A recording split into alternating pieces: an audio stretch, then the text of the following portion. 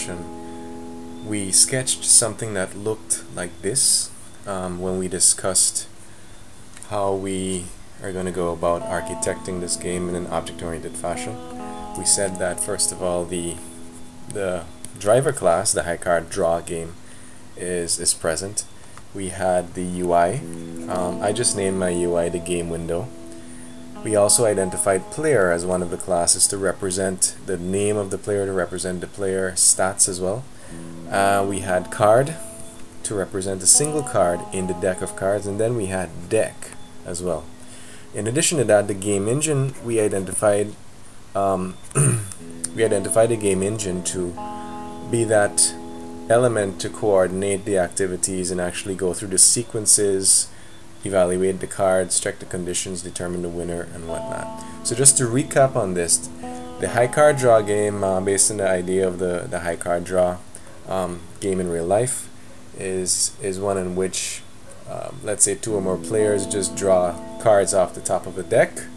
The player with the highest card, the highest ranked card, wins.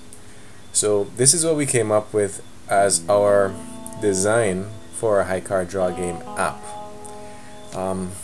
We said that the deck itself, its responsibility is to hold the cards, to allow the top card to be drawn, for instance, and some other bits that we'll throw in when we get into the code. The card itself, we said, would represent a single card. It has a suit and a rank, and when we evaluate cards to determine the winner, we actually just ask the card, what is your rank, and then we compare it.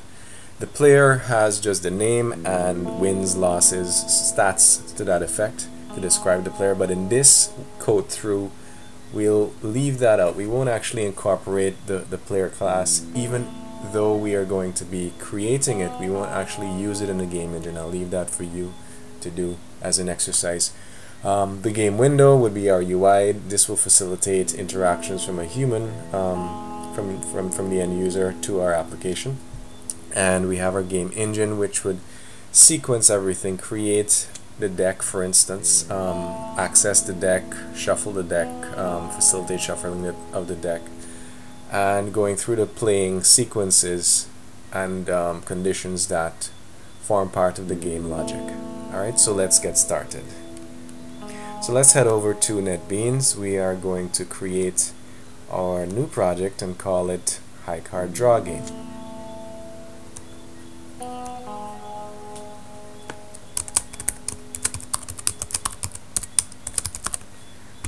Alright.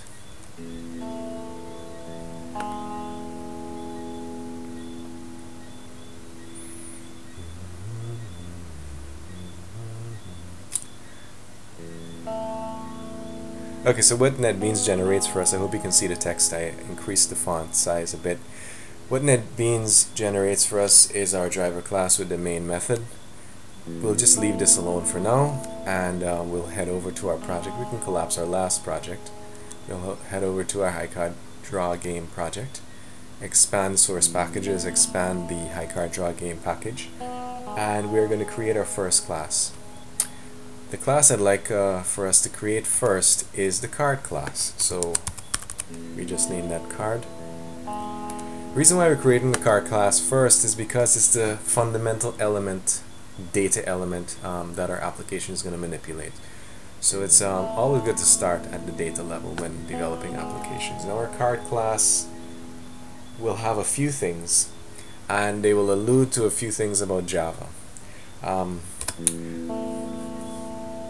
The card class, as mentioned, would be described by a couple of attributes.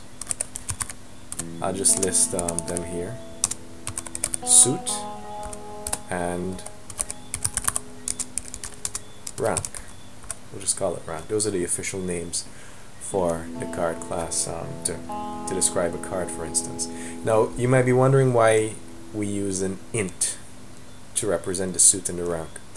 Now, we can use a string, for instance, and represent the suit. So we'll do something like this: suit equals diamonds, for instance. We can do something like that. But the reason why we want to advise you against doing something like this is that if you would resort to just spelling out the name of the suit every single time, what will happen when you misspell the name? The compiler doesn't know that you misspelled the name, but the program obviously wouldn't work the way it was supposed to work because the name is misspelled. What if you use a lowercase d instead of a capital D, for instance, and your conditionals seem to look for only uppercase letters for the suit? So all of these inconsistencies, all of these possibilities of representing the value makes using a string to represent these values, for example the suit and the rank, less than ideal.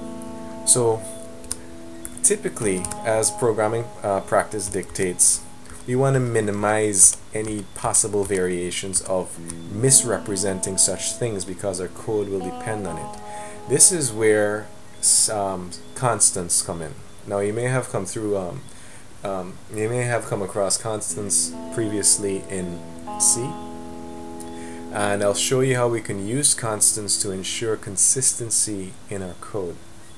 So what I'd like to do here is set up all of the suits as constant values, but they're going to be set up with identifiable names. Just take a look. So we'll do our comment contains let's see, constants.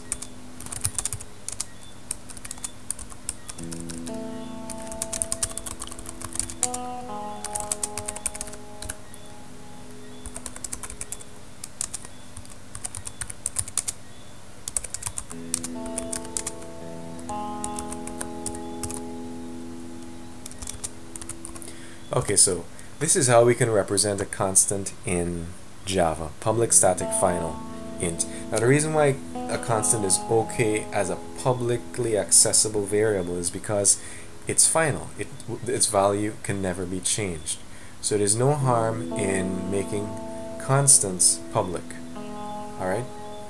So we'll continue here. So we just declared clubs and gave it a value of 1. So 1 represents clubs, and there are a few other suits.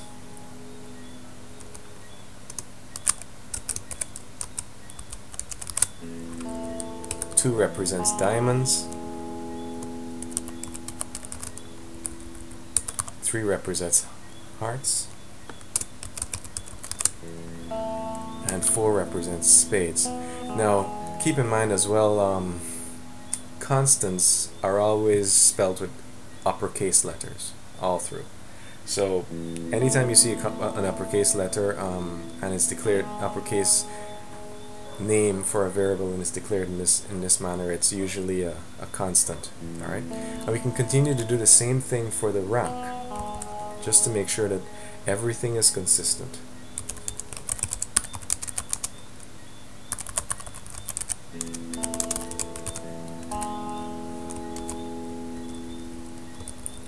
So our first rank would be the ace, and we'll give that a value of 1. Our second rank will be 2. Oops. And you get the idea.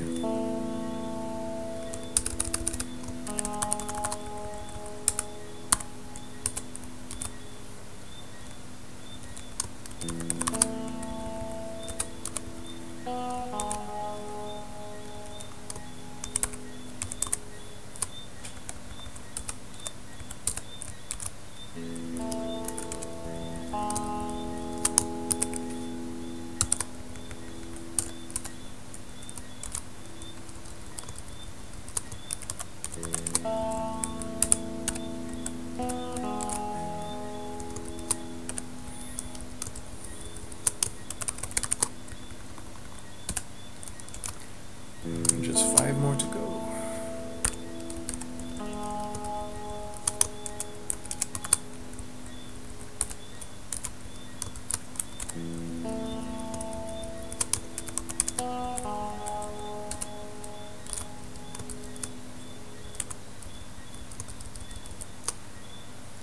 Now after 10 there's Jack,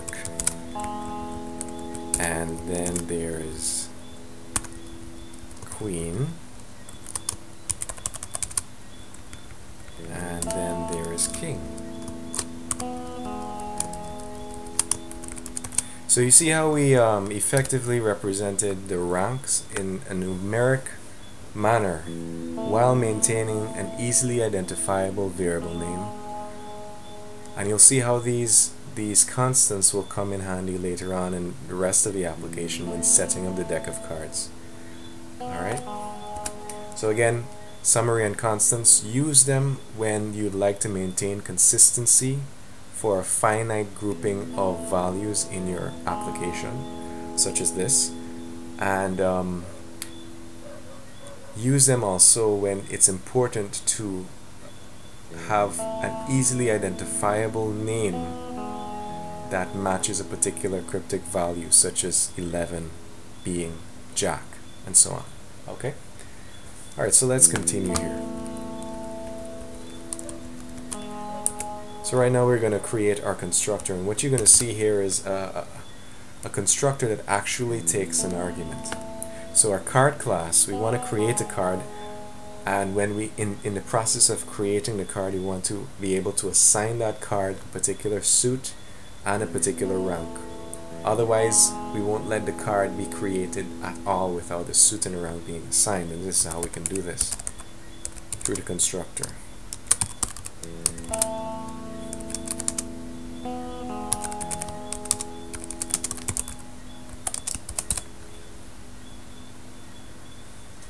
Alright, so I'm going to type some stuff right now which may confuse you a bit, but I'll explain it afterwards. Now you notice here, just let me point this out for instance, you'll notice here that there are global variables suit and rank up here, but there are also local variables to the constructor named the same thing, and this is perfectly fine, but keep in mind that scope plays a role here. So the suit that's represented here is not the global suit that's represented here, rather it's a local suit that is confined to these curly braces.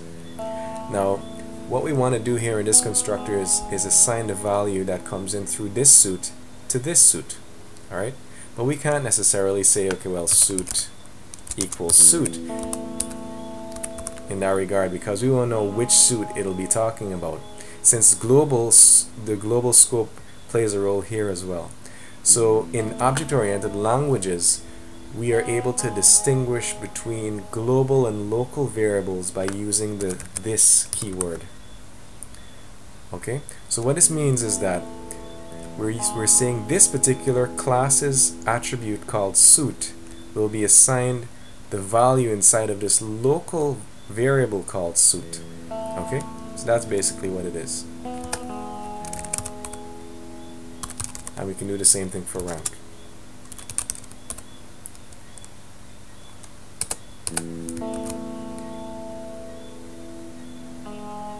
Alright, so I'm going to show you some more tricks with NetBeans if you haven't figured this out. NetBeans can generate code for you, and what we need right now are getters to grab the suit and grab the rank as needed from the card class. These are accessor methods, because remember we have created private variables, and these private variables prevent these variables from being accessed directly from the outside, and we'll need to access these values from the outside later on in our application. So the proper way to do this in combination with our private attributes would be to create getter methods that actually look inside of these variables and return the value inside of them in a controlled fashion.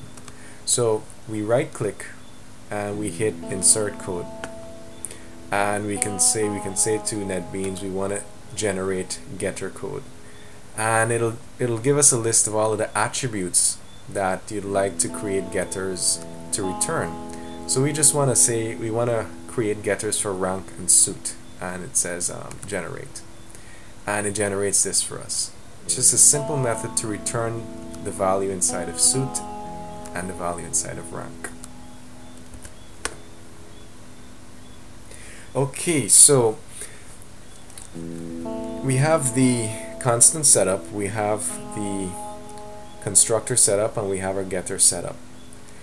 The next thing that we need to do, since our HighCardDrawGame needs to be as descriptive as possible is to create some means of describing the card. In other words, we can't rely on our named constants up here. That's mainly for our benefit as programmers. But for the end user, they're going to need to see 8 of clubs. They're going to need to see Queen of spades, and so on and so forth. So the next method that we're going to create is a method that takes care of translating the cryptic numbers into worded statements to describe the card. So we're going to call this method getDescription. So it will basically get the description of the card and return it, the human readable description of the card, and return it.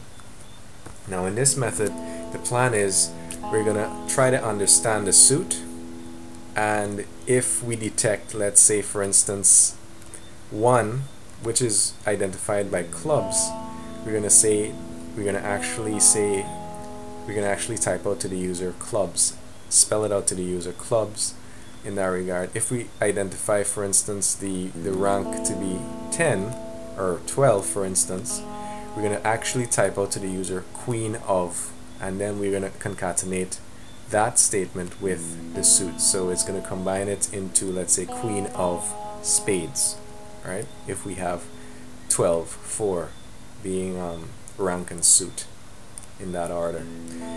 So this is going to look a bit complex, but it's rather simple. What we're going to do is just a matter of matching and translating. Okay, so let's go. String description. This is going to be our return variable. This is going to hold the description text, right? We're going to look at case switch statements because this will be most effective in this case, and we're going to first try to assess the current rank. Alright, so we can determine if it's ace of whatever, 10 of whatever, queen of whatever, king of whatever. Alright, so this is where our constants will come in as well. It's going to make it very descriptive for us. Rather than typing out the numeric values, we're going to reuse our constants in a descriptive way, and you'll see what I mean by this. First we need to switch. Now what we're switching on is the value, the rank value that's coming in, and in this case what we're going to do is we're going to reuse our getRank method to return the rank value, to pass it into our switch statement here.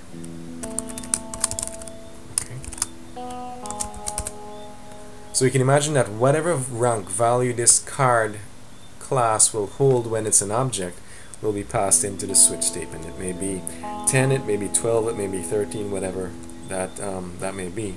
It's passed into our switch statement. Now we proceed by creating the cases, the various cases, ace, 2, 3, 4, 5, 6, and so on, and translate that into a description of ace of, 2 of, 3 of, 4 of, and so on. So here we go.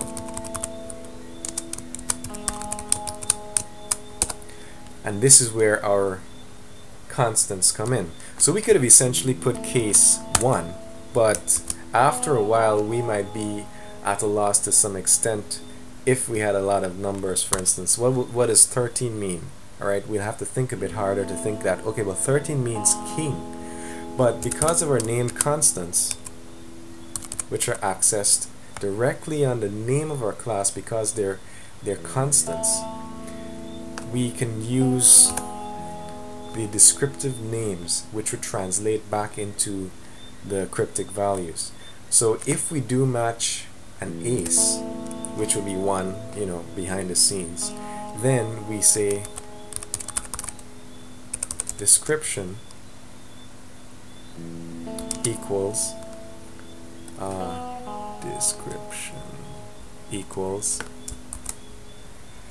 ace of, and then a space.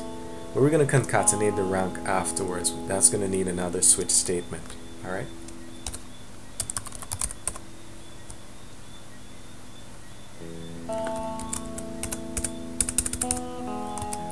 Yes, and we'll have to do this 13 times.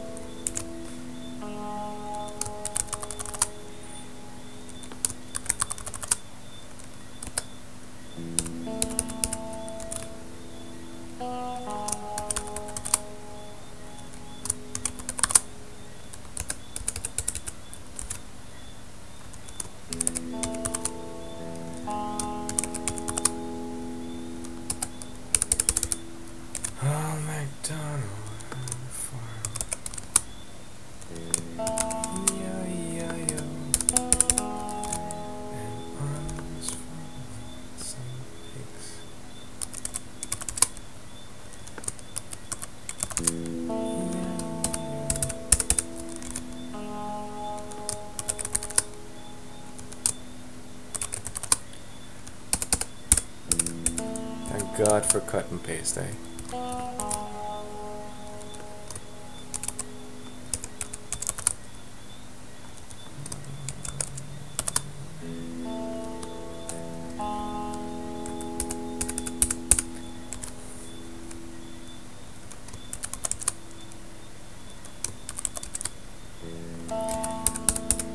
Okay.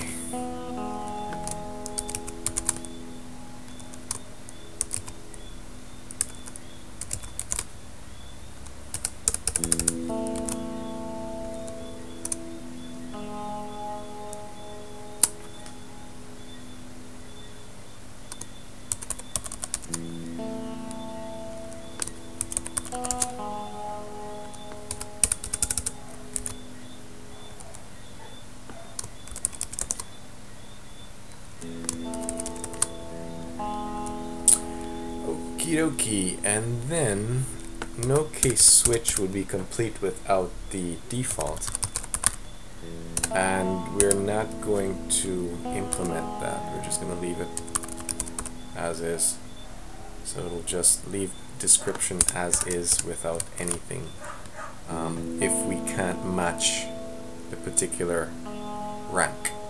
Alright, so after the rank has been specified, we can then create another case switch to specify and interpret the to specify and interpret the suit.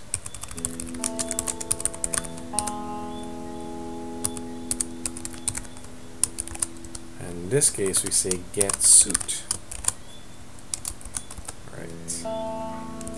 Case, and here again the descriptively named constants will come in handy. We're looking for diamonds, right?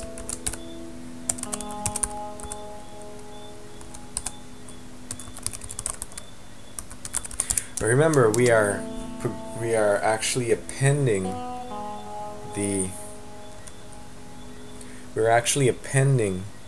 to the previous description string, whatever it may be, to produce the final king of diamonds, for instance, if it does match that way. So in appending in Java we use the plus sign just like in C, but we're actually going to have to do something like description equal description plus the quotes diamonds, something to that effect. Now this is a bit lengthy. We're actually saying we're going to take whatever is existing inside a description, combine it with diamonds, and then replace it or update that description value. But we can shorthand this. We can do a plus equal, and that works just fine, which means the exact thing as that lengthy version you just saw.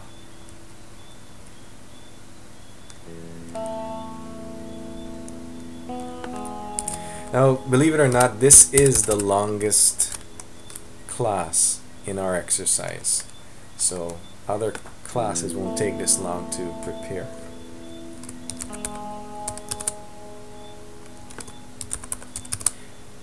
It's just all this interpretation of the various suits and ranks.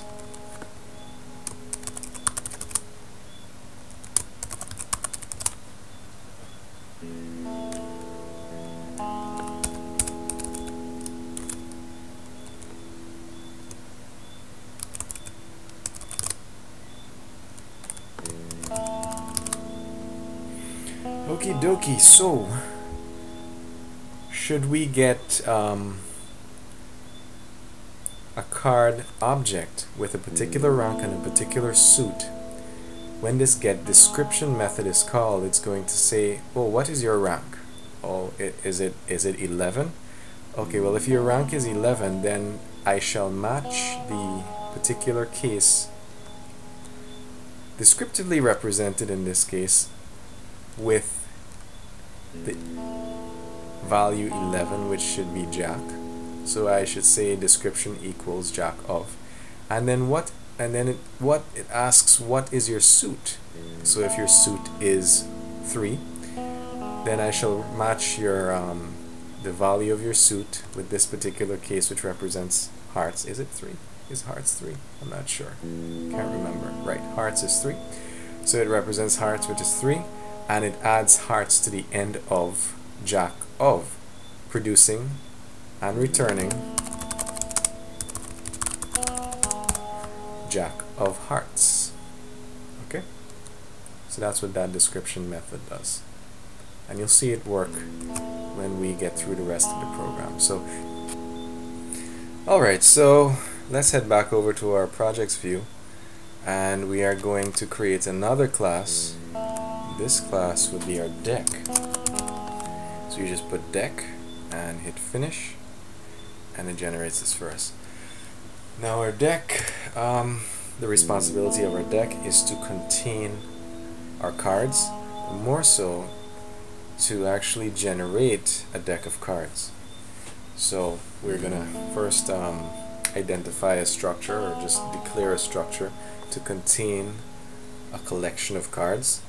Since you're familiar with the array list, we can use the array list, but we're going to explore another structure, which you should know also, the linked list. The reason why we're going to use the linked list is that it has a special method that allows us to pull off the first item from the top of the list, much like drawing from the top of a deck of cards. Alright, so this works out for us in that regard. So our linked list will contain a collection of cards. We're just going to call it cards. Alright.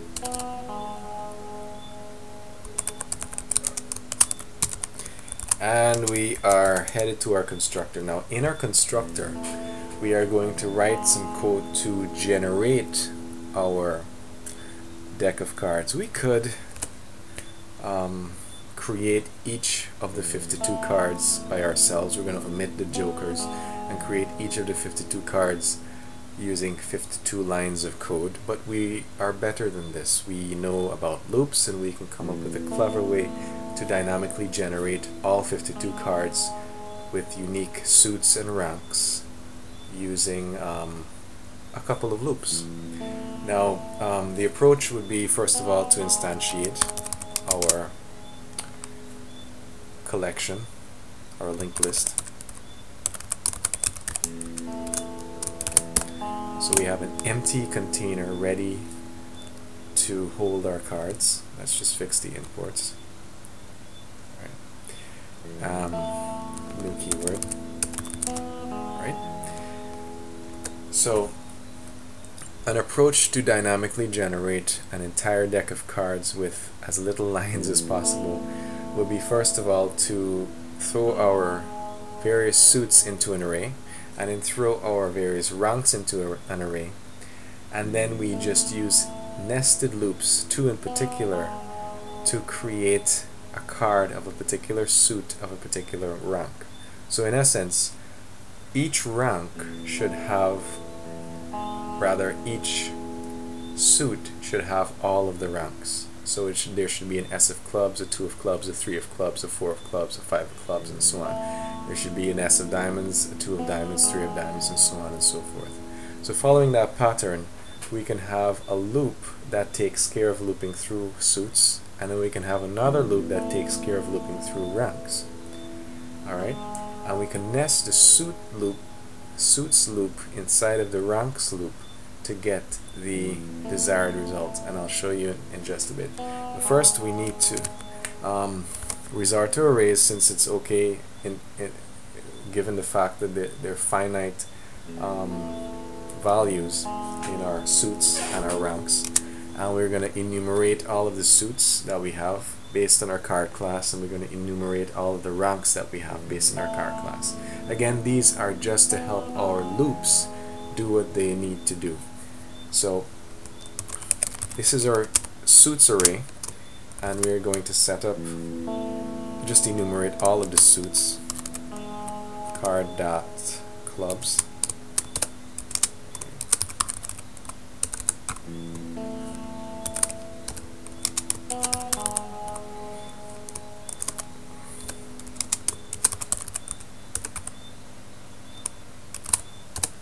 Right, so this is our suits array, and again, as we're going through these exercises, they should give you an idea of Java syntax as well. So this is how we can actually create an array, for instance an array of integers, call it something, and provide values at the same time to it.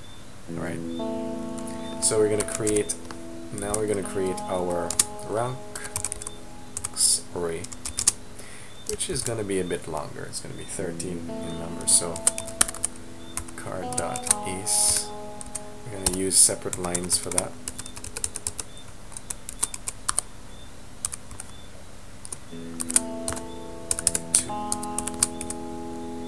And it's important that we maintain the order as well.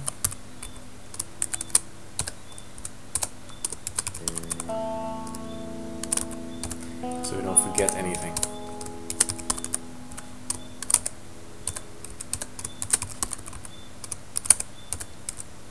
See how handy these constants are coming, so we can easily identify with the integer values behind them.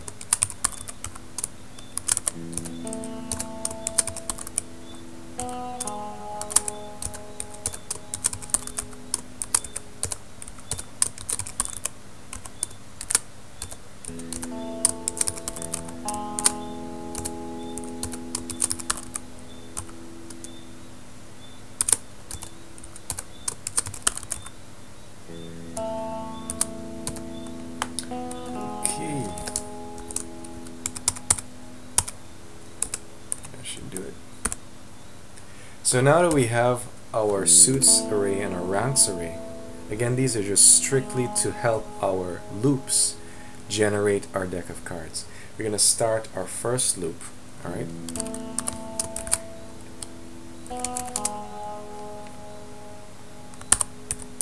Now R is for rank, so this is our rank loop.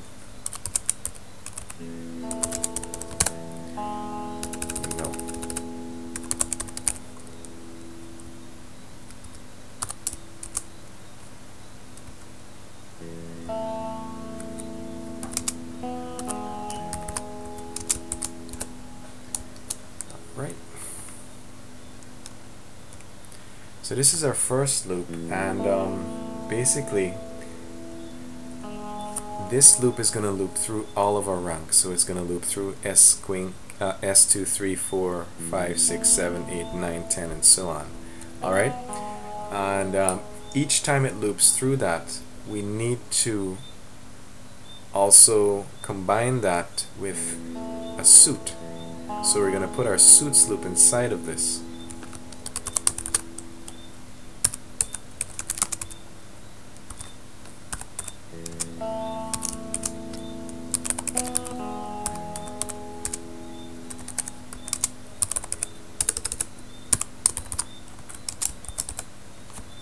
And together they will create an entire deck of 52 cards, because it's basically going to be 13 ranks times 4 suits. Okay? Right inside here is where we're going to combine the values that these loops provide, the index values that these loops provide, and correspond with the index values of these items here, which should ultimately produce our deck of cards for us.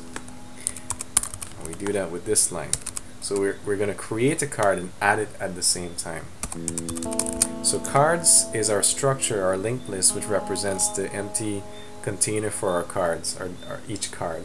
And we're going to use the add method to add a card to it. At the same time, in this argument, we're going to create a new card. And in the card class, recall we created a constructor that required two arguments, the first of which is the suit and the second of which is the rank. So it is going to access the current suit based on our loops and based on our arrays above, as well as access the current rank based on our loop and our ranks above. Okay? So together, this code here, which is less than 52 lines, will generate an entire deck of cards with unique ranks and suits, just like a regular deck of cards, omitting the jokers. Alright?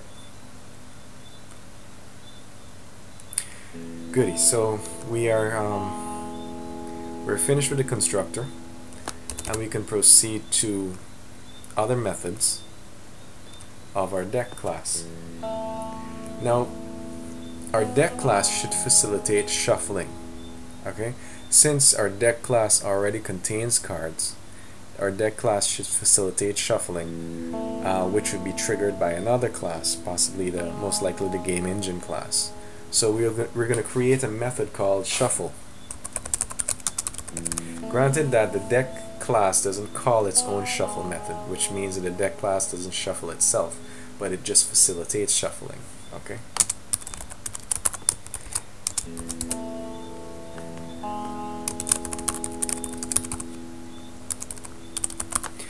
And recall our collections.shuffle utility method that we used in our last example. We're going to use it here again, and it works across the board. It works for an array list, it works for a linked list, it works for any collection of type list, for instance. Alright? So, cards.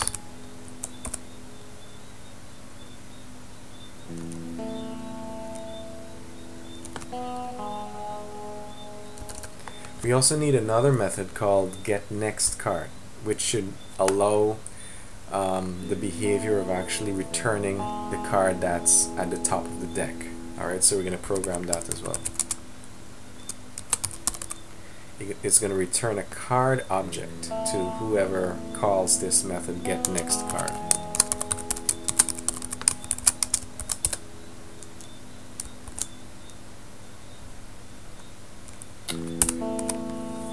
So, to prevent that card from being drawn again, we're going to use the special method provided to us by our linked list called removeFirst, which would actually return and remove at the same time the first card, or the card that is at the top of that list.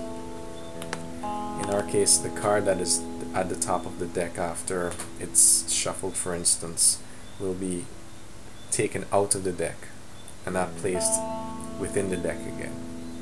So to do that, it's a simple line like this: cards dot remove first. Okay, so again, this returns the first card from the list, and also it removes it from the list at the same time, which is what we want, which is simulating taking a card out of the deck or away from the deck. And we're going to create another method, which is going to be our last method for this particular class. Just a utility method to give some information as to whether the deck has more cards. Okay? And we'll see where this is needed later on in the program.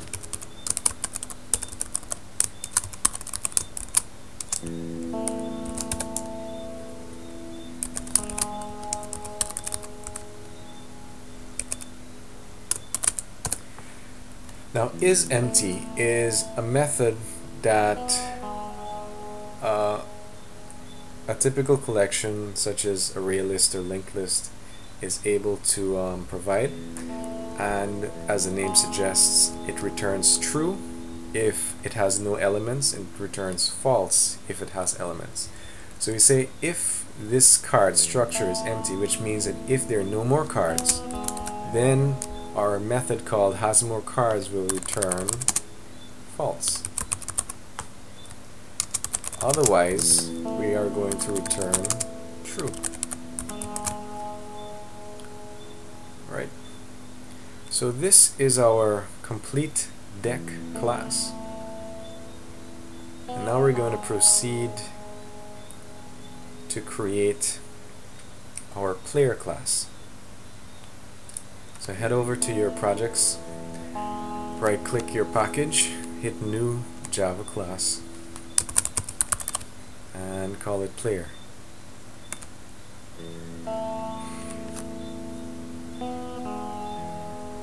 Okay, so we said that our player class represents a player as well as his stats. So let's start with the attributes. Name would hold the player name.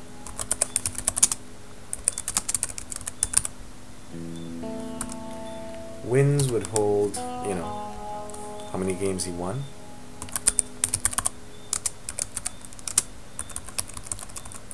Losses will hold, as the name suggests.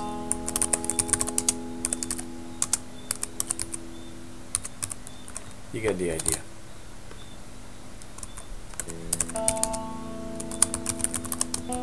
Here again we're going to use a constructor that takes an argument. We don't want to create a player without a name, so we're going to make name part of our constructor's argument set, which means that you can't instantiate this class without providing a value for the name of the player. Okay? So here again we're gonna use the this keyword, as I mentioned before, to differentiate between the global variable name and the local variable name. We said that this.name represents the global variable because this keyword in an object-oriented sense points to the class itself, the entire class itself. So the scope is expanded, and because of this expanded scope, it implies that you're referencing the attribute of the class rather than the local attribute name. Alright, so what this will do, it'll transfer the value passed in through the constructor when the new keyword is called with a particular value over to the global private attribute called name.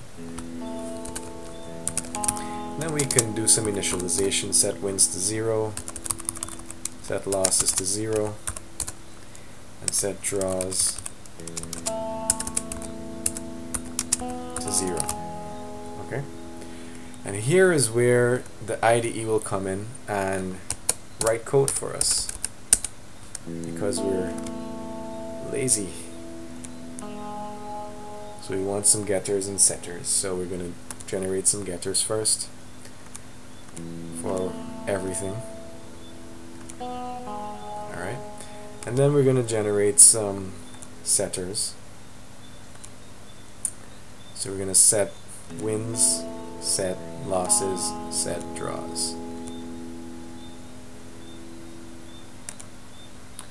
There we go. And our player class is finished.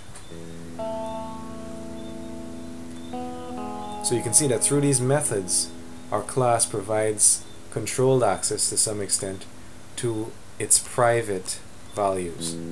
Okay? Private variables, sorry.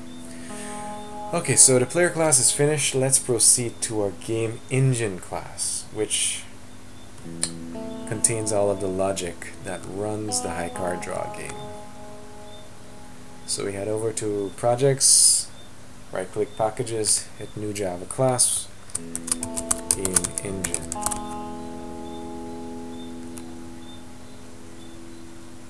Alright. So our game engine really needs to access our deck, so that's going to be our first